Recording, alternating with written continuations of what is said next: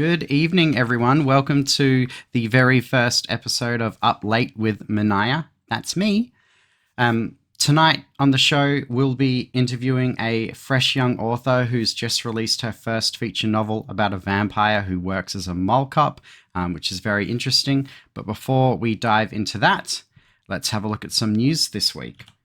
So, regarding the news, we have Ecos, the comic book by Aspen Press. I spoke about this in a recent video.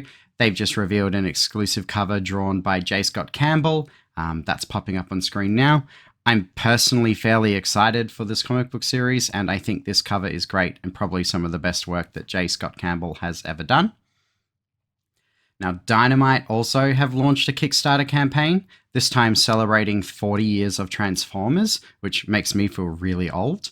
They're doing a limited collectible trading cards box, which is pretty cool if you're addicted to nostalgia like I am, so definitely check that out if you're interested. Now, Titan Publishing have released the first two Conan comics. I made a video about this months and months back, possibly even a year back. I'm curious to see where this goes. I've got my hands on both of them, so I'll be reading and reviewing those in the near future. Now, as some of you may know, we have a community over on Discord and Gilded. Links are down below for that. And my favorite community moment this week was everyone having an existential crisis over the fact that all of your food and makeup and shampoo, etc., is designed to kill you. So if you are interested in hanging out with us after the show, click the links below, Discord, Gilded, I'm there. A bunch of people are there. We're having a fun time. So without further ado, let's prepare to stay up late with me, get your tea and blankets ready, and let's welcome in tonight's guest, Molly Blake.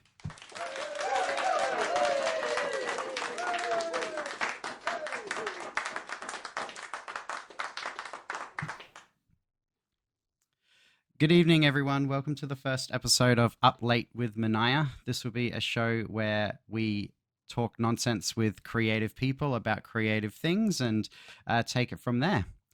Tonight's first guest is the wonderful Molly, who is the author of the Vampire Mole Cop series. Hi, Molly. Welcome to the show. Hi, thank you for having me. I'm That's happy all to right. be here. You look amazing, by the way. Thank you. So, yeah, we have the Vampire Mole Cop series, which I'm a big fan of. I've read it on the channel before. Tell us a little bit about that. What's it all about? So it is about a vampire who works as security in this haunted magic mall in Portland, Oregon. He goes around fighting monsters, protecting people, and just generally having lots of fun doing his job. There are free shorts to read on my website, and also which Mineya has read before on his channel. And I just published the first full-length novel in the series, detailing how Damien got to the mall in the first place, and how he got his job as the titular vampire mall cop. So that is fun. That's available on Amazon. You should all go get it. And how did that all come to be? How did you come up with the idea of a vampire mole cop? So it was 2 or 3 years ago by this point. On Minds.com, there was this one account called Daniel and Angel. They're inactive now. A lot of people miss them. We don't I know remember them. why they died out. Yeah, but they had weekly microfiction contests. So you'd submit a story based on a prompt, like up to 1,000 words, and then you would win tokens if you placed. I had tried it a couple times previously, but I never did super well. And then when he started doing image prompts, I decided to just try something totally new and just have like this vampire security guard who was, it looked like he was going to fight a monster, but he was actually just like helping this little like monster girl find her mom. And then her mom attacked them all. And apparently that was funny enough and it won. So then the next week, the photo prompt was a different image. And I'm like, you know what? I won't break what isn't broken. And I just took the same character and setting and I incorporated the creature from the next prompt into it, and so on and so forth. And now it's become its own thing. So, Awesome. yeah. It's always amazing what you can find like from a prompt online, or anything like that. Such a small sort of thing, and then it kind of blows up from there. One of the really fun things about Vampire Mall Cop is all of the sort of just wacky ideas. It's very suited for like a monster of the week sort of cartoon sort of thing.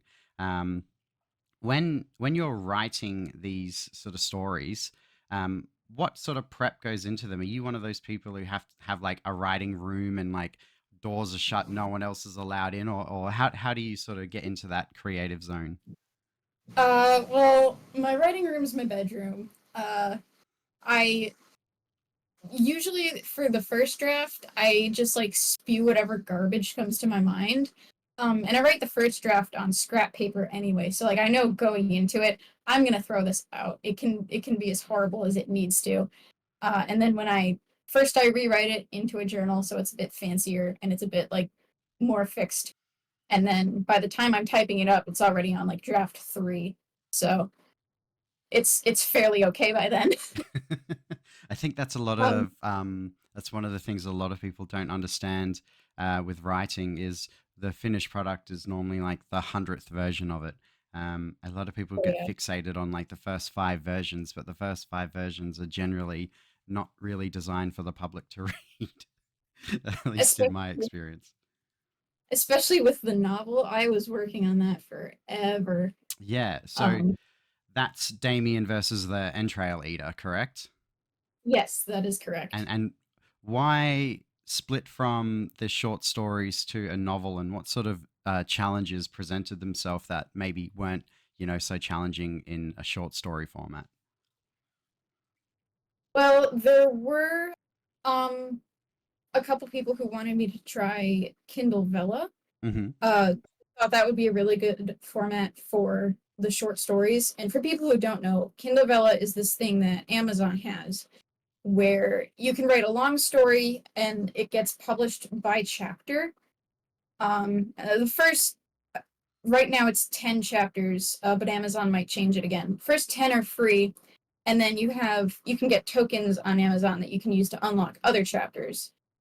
So I'd heard about that. People were like, "Oh, it would be a great thing to put your shorts on because like it's already got the maximum word count. It's like the perfect format for that." And I was like, "Okay, all right, I'll give this a try." It took me a bit of talking to get into it. But I wanted to keep the short stories free for everybody and also available worldwide since Vela is just a US thing. So I wrote a whole new story, longer form one, and I've put that on Vela first, and then I turned it into a book. And that one does. One person who did read it said that it sort of does retain the serialistic aspect Hmm. of it because each chapter has like its own little story arc. But I knew that the story of like how Damien gets to the mall in the first place was going to need way more than just like a short little blog post. Right. So this is more of a prequel to the blog posts, Yes. And and then I also have other longer stories planned, which I'm going to start working on. So amazing. yeah, there's And one with fairies, there's going to be one with dragons, werewolves. There's going to be the big one with the vampire family reunion. That's going to be something. I've got plans. yeah, my favorite one would probably have to be the creepy TV thing in the basement. Oh, really? Yeah, yeah. It just, I don't know, um, just clicked with me when I was reading that one. But I do What did you love. like about it, Pardon? if I can ask? Um, I think there is like when it comes to that one, there's a sort of nostalgic sort of vibe to it for me. I mean, the entire series that I've read is very sort of retro in its design. You don't often get these types of stories anymore. this kind of wacky, carefree.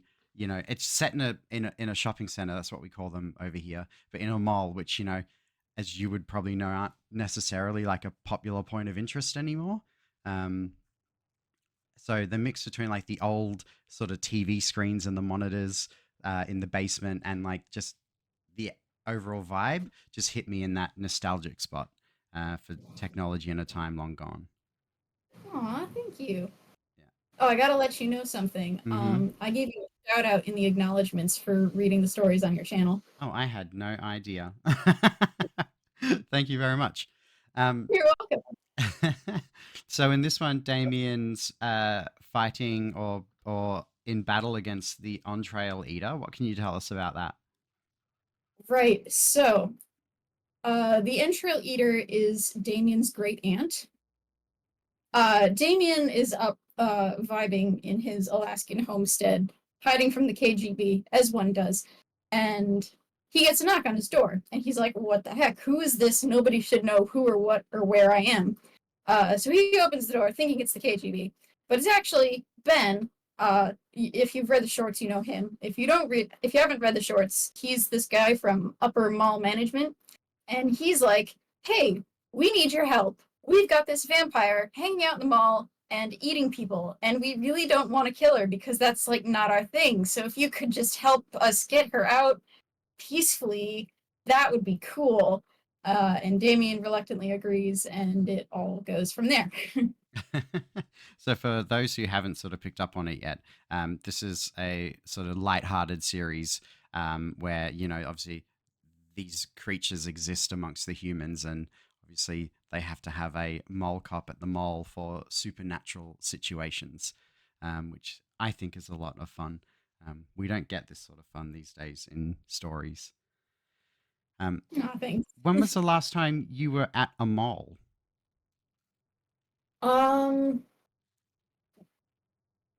Trying to remember what month, but last semester actually, I was studying abroad. I was in Europe, and Hmm. malls are significantly less dead in Europe Yes. than they are in the United States. Hmm. Uh, so I went to a couple in Romania. And Um, when you're walking through like these, we call them shopping centers. So I'm just going to keep saying that. When you're walking through like these shopping centers and you're seeing all this stuff and people, is there a part of you that just can't stop like thinking of story ideas and coming up with them through like just walking through one of these malls and like different scenarios? Absolutely. anything There's anything in particular? um there's this one that I haven't figured out how to get into a story yet. Hmm. But there's also a mall in the town that my university is in. I was talking with one of my English professors one day, and I sort of mentioned that I write stories, and he's like, "Oh, what are they about?" So I told him. He thought the concept was hilarious, and Hmm. he asked, "How does a vampire get away with like being a mall cop without being noticed?" He thought it was because malls are so like malls are dying out. Nobody Yeah. goes to them, so nobody would notice that there's just like this vampire casually working in one. And that wasn't the reason in the story. The reason is because Portland is already pretty weird, so people wouldn't notice a vampire working in one. But he did tell me that um, the mall nearby was like definitely super duper spooky haunted. Okay. um, so I was like, you know what? I need to do some field research. I recruited some friends. We went to it. It was the spookiest thing. Like 3 out of 5 shops were empty.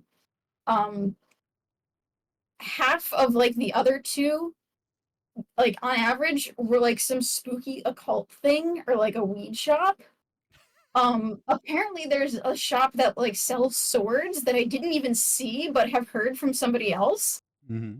Uh, we went we went to the bathroom at one point, and like to get to the bathroom it was through this like long creepy passageway that Yeah. was actually looked like it was melting because there was water damage, so all the drop ceiling tiles and the walls were getting all brown and gross. We get to the bathroom and we actually hear like a scream behind us. And one of my friends has holy water on her, So we all like ended up blessing ourselves and just booking it out of there. It's so strange. So, It's so strange because I've seen like the documentaries and the videos online of people like touring malls in the US because they're just these giant concrete sort of dead time capsules. But oh yeah. like over here in Australia, like the malls are thriving. They've, in fact, most of them are getting renovated at the moment or have been to sort of revitalize themselves even more. My local one got like an entire new like food court, arcades. There's rock climbing in there. There's all sorts of stuff, and it's like there's not enough parking there. To the point where like if you try to go there on a weekend, you have to leave like early. You have to plan a day trip around it because you won't get a Oh, parking spot in the middle of the day. It's that busy. And then you know, that's awesome. yeah, and then you look at the US and places like Amazon where a drone can fly out, a delivery on the same day, have just created this market where the mall isn't really a thing anymore, which I think is sad. It's very sad. Yeah. Yeah. Clear Have your malls, people. Don't let them go extinct. yeah, otherwise vampire mall cops will be out of jobs. Yeah. And have you ever seen the movie Mallrats? I have not, no. Right. Okay. It's I knowing. haven't seen Blart Mall Cop either. We'll correct both of those things. Mallrats is a cult classic from the '90s, but it might be a little bit. Knowing you, it might be a little bit on the R-rated path, but I feel like it's important viewing. It's a very good time capsule of like what the mall was in its heyday. Because you could go to the mall, just on the weekend to hang out with friends, and then you would see other friends hanging out with their friends from school, sort of thing, and all of a sudden it's kind of like the whole town's getting together in this weird, like concrete thing. And there were playgrounds and competitions and people like there would be a stage in one side of the wing where like a musician would be like singing a song from their album, and all the shops would have little like competitions going on as well, and arcades and everything. There were these sort of megaplexes where like communities came together, and now we're all staying in our homes a lot more. um, but yeah, we'll definitely correct that. Yes. um, now Damien has to fight a lot of interesting creatures. Like we've mentioned, there's like a TV monster and werewolves and all the traditional stuff.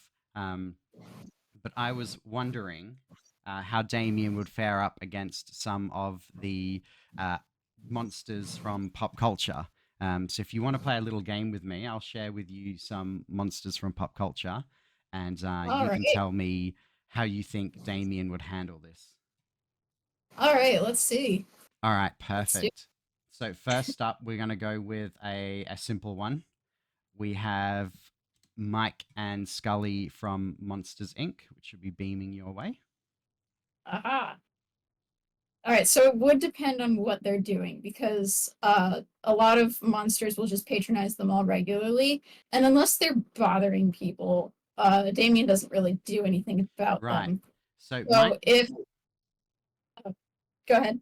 Mike and Scully work for Monsters Inc., and it's their job to scare people because the monster world is powered by the screams and the fear.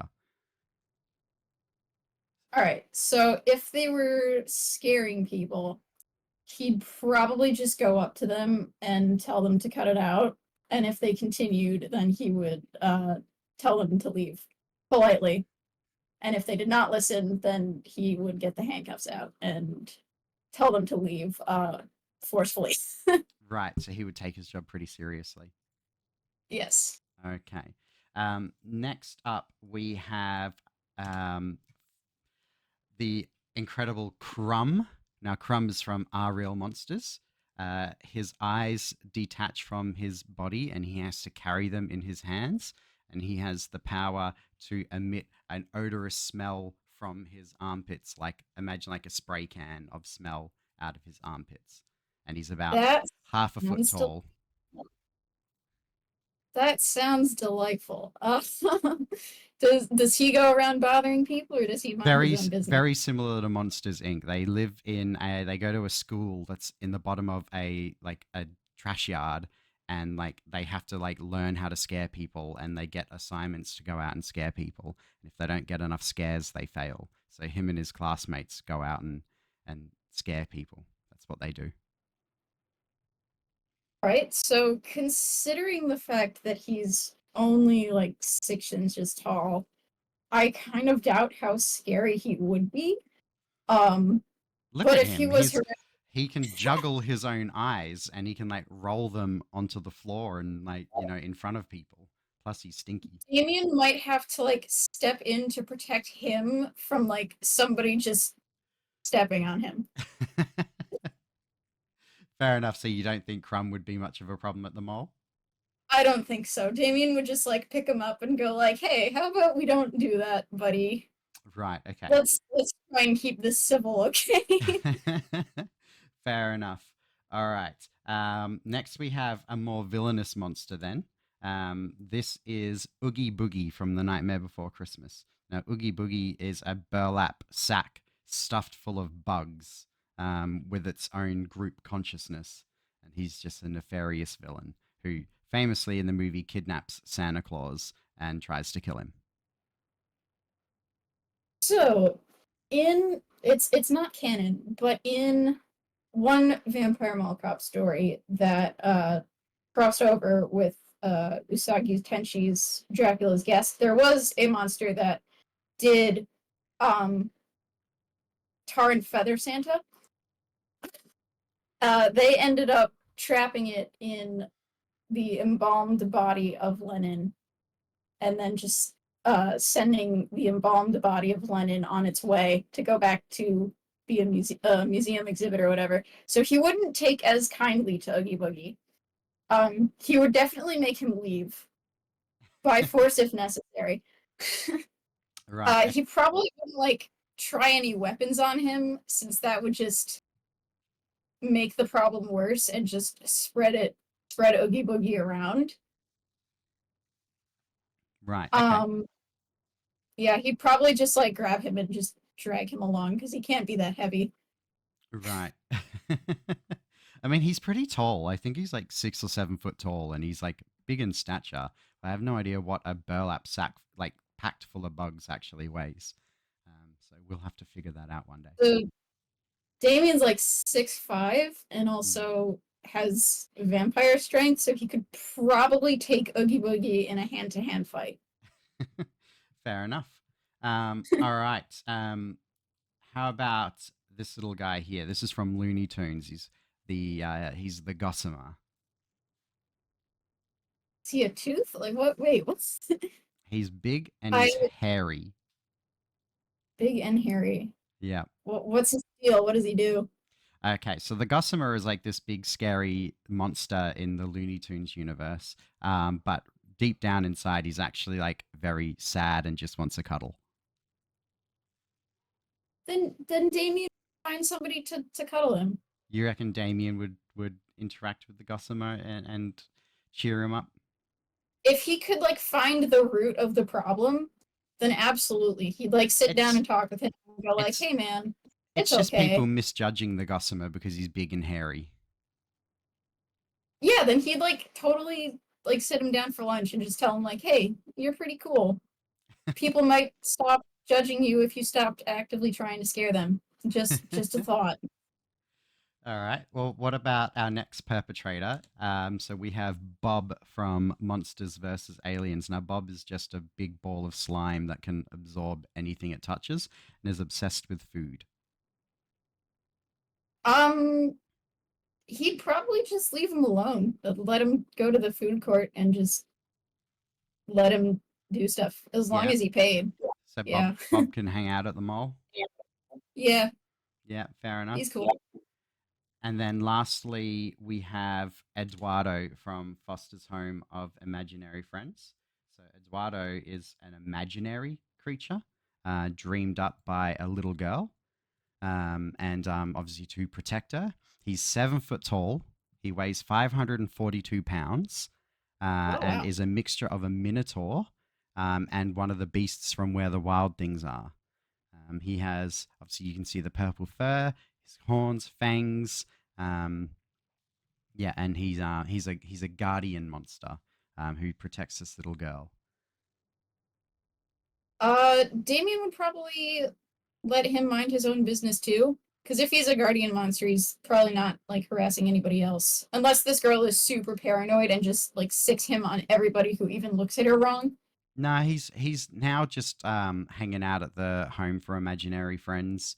Um, because his the person who dreamed him up probably outgrown him now. So yeah, he's Aw. actually one of the like gentlest creatures at that home. There's a lot more crazier ones, but he often, given his appearance, is misjudged as well. Then Damien would totally be chill with him. Yeah, He could go around the mall and do stuff. yeah. So he gets like a mole pass. He can hang out. Yeah. And if there was one sort of monster, obviously that you can't put into the story for various copyright reasons, but if who's like the dream monster, if you could pick any monster from history, pop culture, movies, etc., that you think would make a great story for Damien to go up against. Oh gosh. Can I say the Twinkies latte? Because that's actually something that I'm planning, but I'm planning to mess with the name Twinkies enough to avoid copyright. Yeah, okay. So we're gonna find a way to have him go up against the Twinkies latte.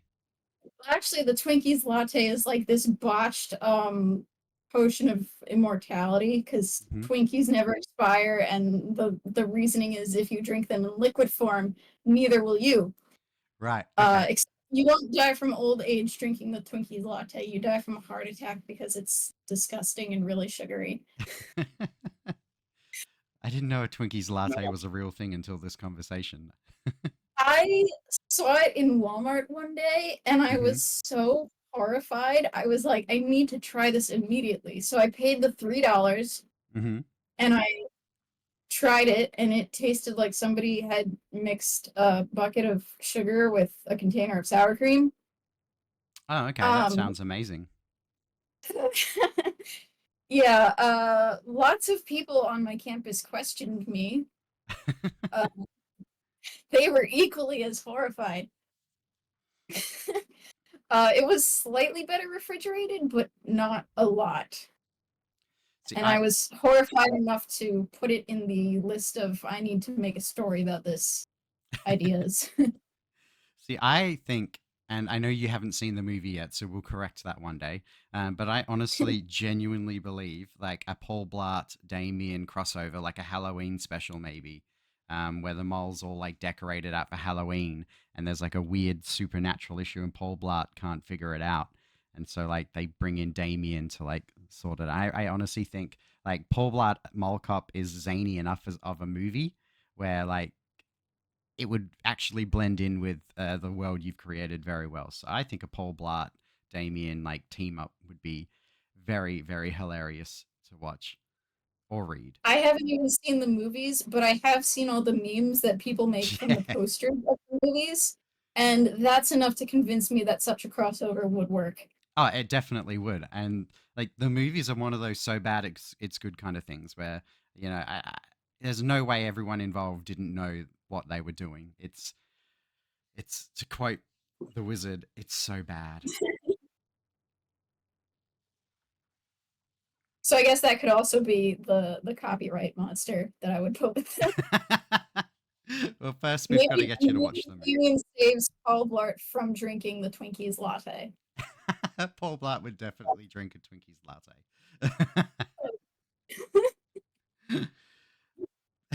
Perfect. All right. Well, so what's next for Damien then? We've got a new long form story coming up, or are we doing more of the short stories on the blog? Well, I am working on the next set of blog short stories. That would be Vampire Mall Cop Short Story Extravaganza 10. Hmm. I'm currently typing those up, and then I would just have to edit them a bit more, find pictures for them, and then they would be good to go. Uh, I'm gonna start writing the fairy book. And then another thing that I want to do is have the shorts available as a book if people want that option too. So I'd also plan on putting together a couple anthologies. That way people don't have to deal with my website because it's not professionally made. And I need to fix that. I think not professionally made is like the whole slogan for this entire show. Right. That's Yeah, words that I live by. yeah, redoing the website is next summer's big project. Hmm. But until then, it's kind of difficult to navigate, and I don't want to force people to deal with that.